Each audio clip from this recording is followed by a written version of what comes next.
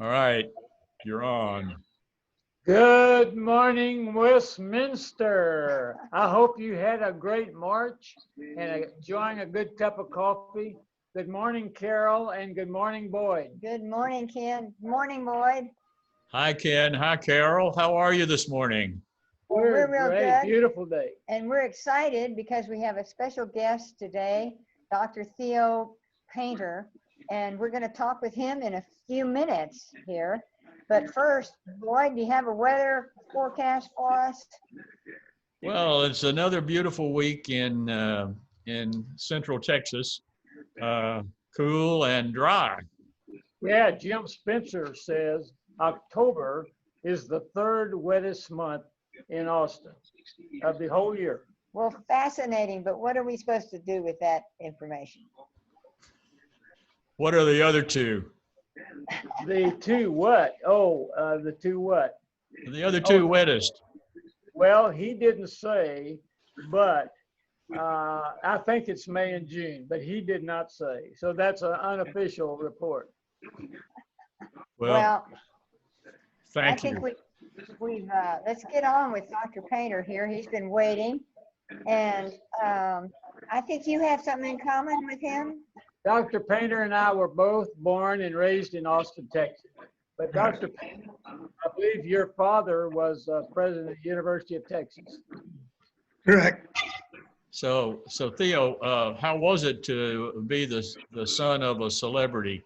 Well, it was okay. I was in medical school at that time, so I missed a lot of the goings on. A lot of the excitement, huh? Yeah, But you did do your undergraduate work at UT. I did. UT Austin. There. Yeah. Right.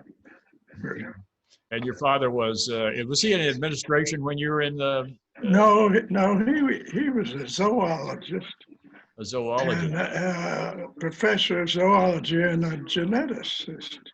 Wow. And he came in sort of by accident because the Board of Regents had a fight with that president, and so they fired him, and they asked my father to take over for 3 months.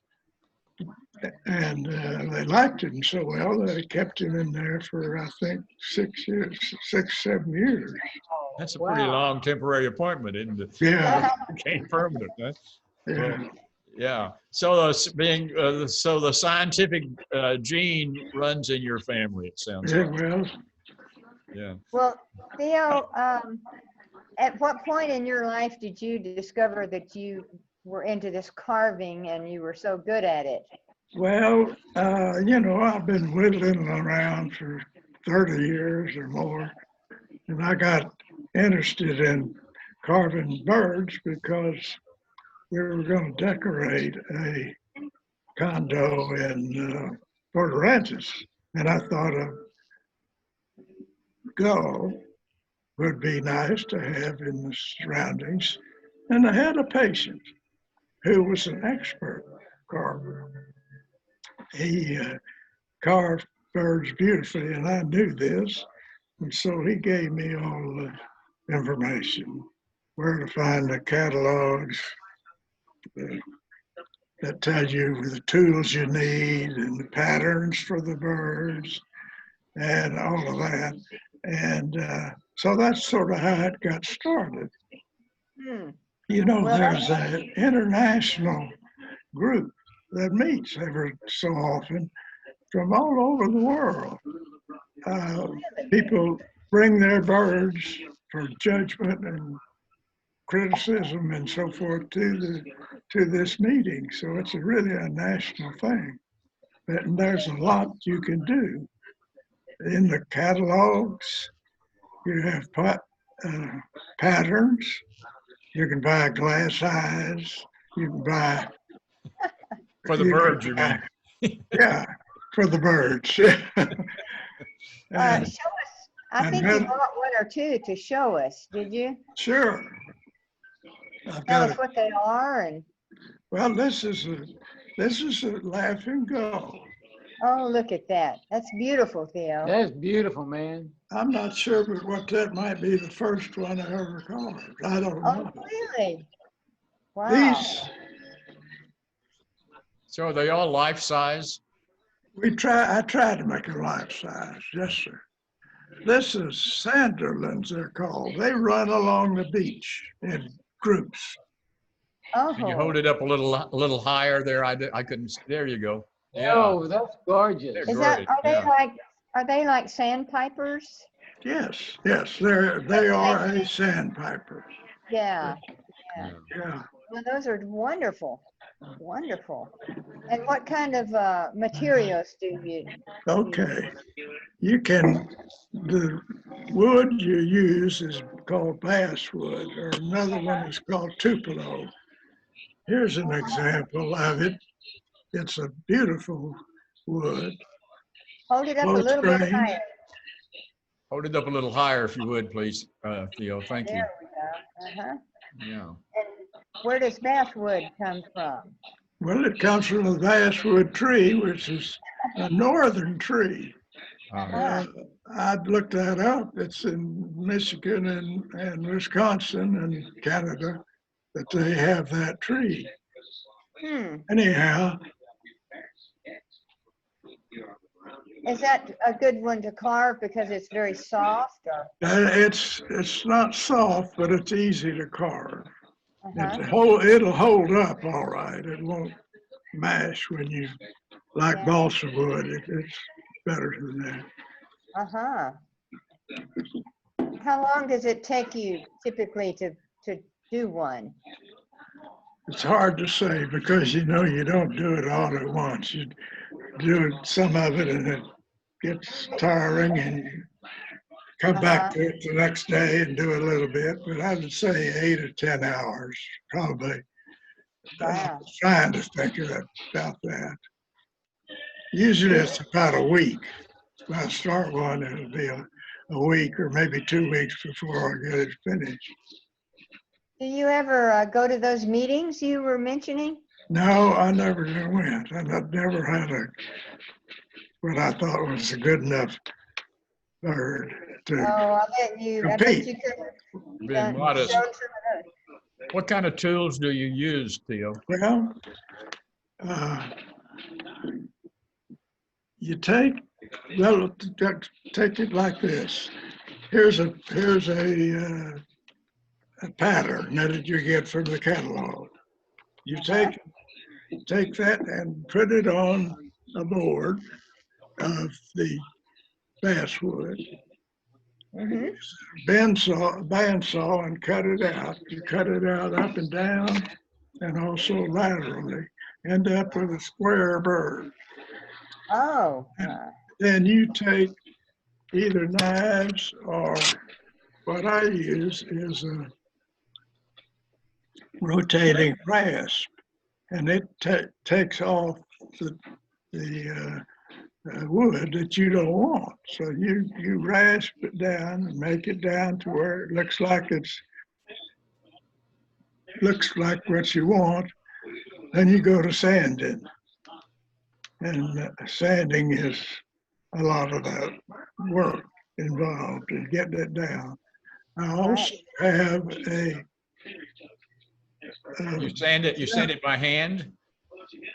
I sanded with, I didn't have a chance to get my motor running gear on this, but you have sandpaper on a roll too, and you can roll it that way. Theo, I've got to ask because I'm curious now. You've mentioned the bandsaw and another motor running thing. I'm wondering what the people in neighboring apartments think when they hear bandsaws dissecting things in your. Well, I don't have the bandsaw here. It's with my daughter. People might go missing there around there. Yeah, and there is a thing that makes a fair amount of noise, and that's a vacuum. I have I have a vacuum on the desk, and I try to carve under that vacuum to keep all of the sawdust from getting in all over the environment. And that makes a fair amount of noise. But Well- nobody's ever complained. These Hey. walls are well insulated in this They place. are. They are. What do you do with them after you made them? Do you have shows? Do you have open houses? Do you share them with friends? Well, I just look at them, and the kids, my children and my grandchildren like them, and they take them away sometimes. He's good enough to share them with his neighbors by putting out in the hall on a table outside his door. So on our way to dinner back in the days when we lived down the hall from Theo, so on the way to dinner before the pandemic, we could stop and admire his work as we were waiting for the elevator. Y'all are good to do that, yeah. Yeah. Well, we're gonna have to walk over that way Yeah, we're and gonna have to see go over. see some of those. But let me ask you, Theo, do you use the same basswood for all your bird work, or do you use different kinds of wood? No, you buy the wood, and it's sometimes hard to get. You can get them through these catalogs Uh-huh. of these places that service the bird carving community. I mean, they've got the wood, they've got the tools, they got the patterns, they got the glass eyes, and they got the metal feet for some of them. And they got books and training and all sorts of things. So you can get all of that stuff that you need. What kind of Well, dye do you use? I'm sorry? What kind of dye do you use to get the colors?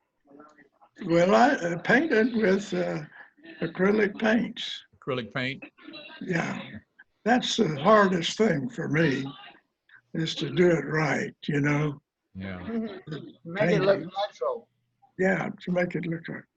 I want to show you one that I think I did pretty good, because I went to the painting class here and they helped me. I also do animals. Here, Oh, for example, there's an elk that I've Oh, done. look at that. Wow, that Yeah. is gorgeous. Now, what did you use for the rack? What kind of materials? Well, that's sawed out from the basswood. That's wood. Can you too, hold it huh? up again, Theo? It's Look at that. really fragile. I made it I cut it out of basswood. Yeah. Wow. That That's a looks real so talent you have there. Has anybody talked to you about doing a show here at Westminster of some of your carvings? No, I haven't heard anything like That it. would be fun. Let me show you another bird. Oh, good.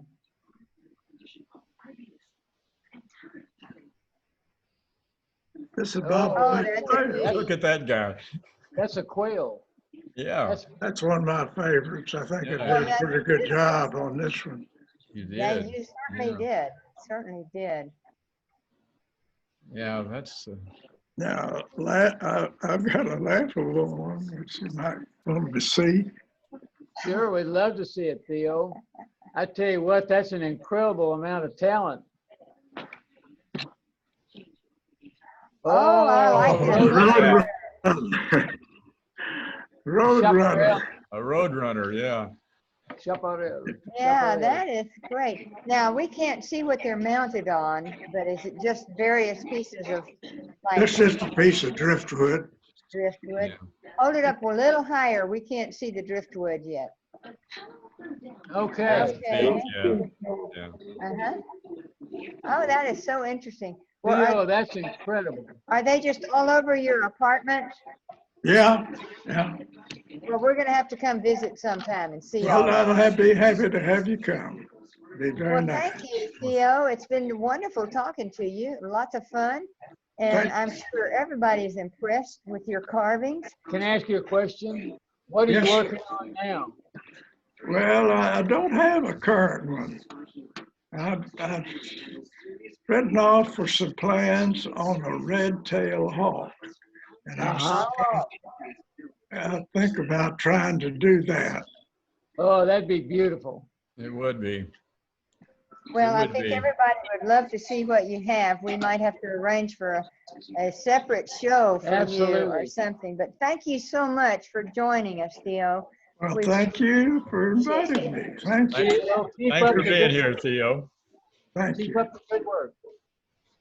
Now, Boyd, what's going on this week that we need to cover? Well, there's some good stuff. Tonight at 7 on 1890, Bob Rudeshauser is going to explain the economy. Thank goodness.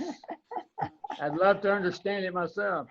Followed the next night by One Flew Over the Cuckoo's Nest on 1890.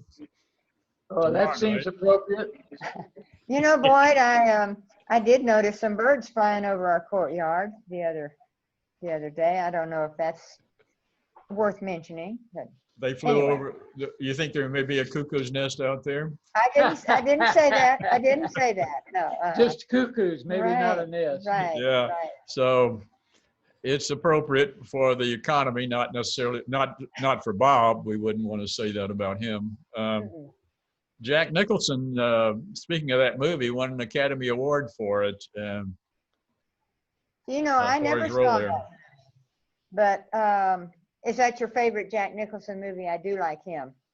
My favorite is Terms of Endearment, which he did with Shirley MacLaine, and it was, I Oh, think he was yeah. an astronaut in that, and it was set in Houston. It was really a Oh, that's good right. movie. Next door Yeah. neighbors. Next door neighbors. Right. Yeah. Larry McMurtry was a great writer. You know, we enjoyed his book, The Last Picture Show, and the movie, and so many others. Let me ask you, Boyd, have you been to his bookstore in Archer City? I never have been. It's one of those things on your bucket list. And then he had an auction, and they sold off a whole lot of books, and he claimed he was going out of business, but he just couldn't stand to be out of the bookstore business. So he opened back up again, and I think he's got 300,000 or 400,000 titles up there of books of all sorts. Well, you know, we don't have near that many, of course, but we do have a really nice library right here in Westminster, and I love to go in there. I love books anyway, and I know they have Lonesome Dove, I believe they do, of Larry McMurtry. And about the time I had picked out some to check out, I remember the 3,000 books that are stuffed in our apartment here, and so I try to keep from getting any from that. You That know, library. Helen and her people in the library, her volunteers, they really do a fantastic job, and they've done a marvelous job during this pandemic. They have. It's wonderful to have that resource here especially during this time, because I think all of us are doing more reading. I am. So I noticed from the banner this month that our neighbor Jim Woodrick has a new book. It's called Bernardo.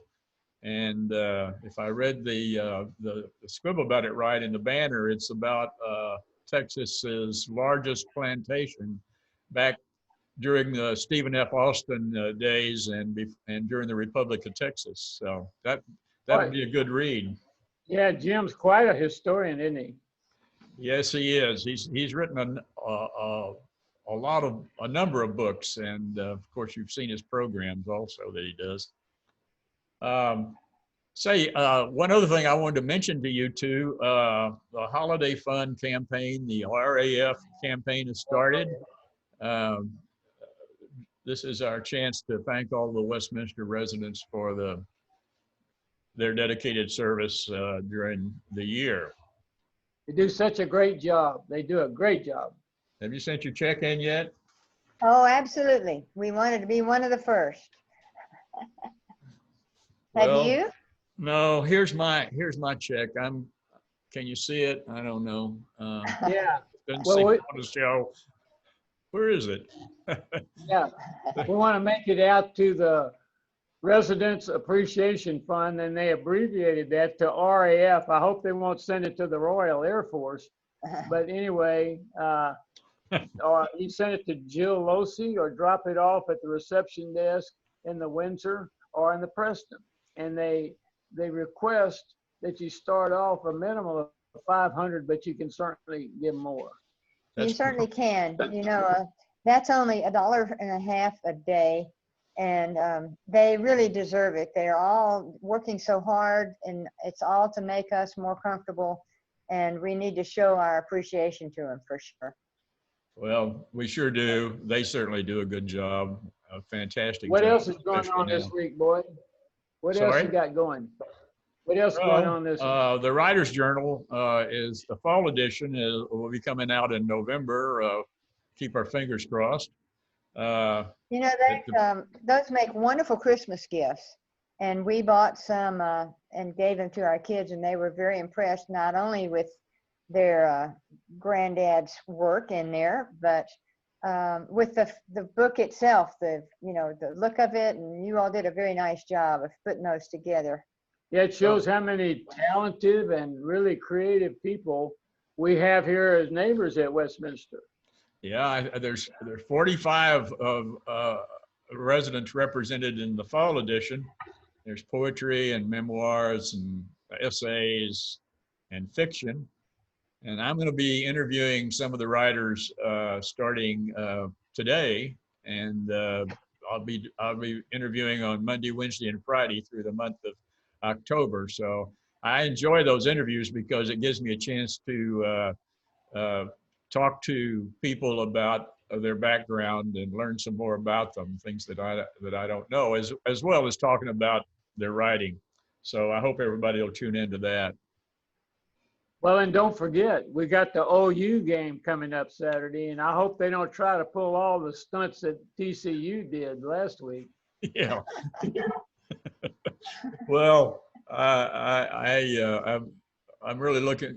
I always look forward to that game. I think it's on at 11 o'clock or some such time, if the time's been announced yet.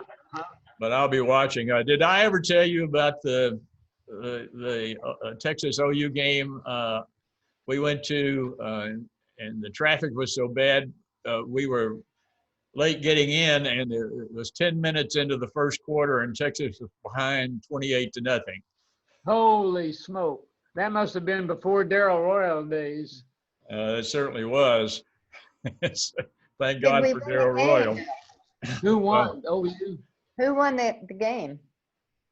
Who won the game? Uh-huh. I think it was like 48-0. Bud Oh, okay. Wilkinson. Oh, Bud yeah. Wilkinson took pity on us, I believe. Goodness. But I'm probably not going to watch a replay of that. They probably don't ever show it either. so I lived up in the Panhandle and at Pampa, and there were only two UT graduates in the whole town, maybe in the whole county. Most of them were OU people, and it was pretty rough until Darrell finally came. So thank They God were a for lot Darrell. closer to OU than they were to Austin, weren't they? Yeah. So on that, we need to go. Theo was a great guest today, and we want to be sure to thank him for being here. And don't forget your RAF holiday fun gift. Do it today. And all of you out there, keep those emails coming. We want your ideas. Please tune in next Monday, same time, same station. And have a good and safe week. Goodbye. Goodbye. Bye-bye. See you later. Okay.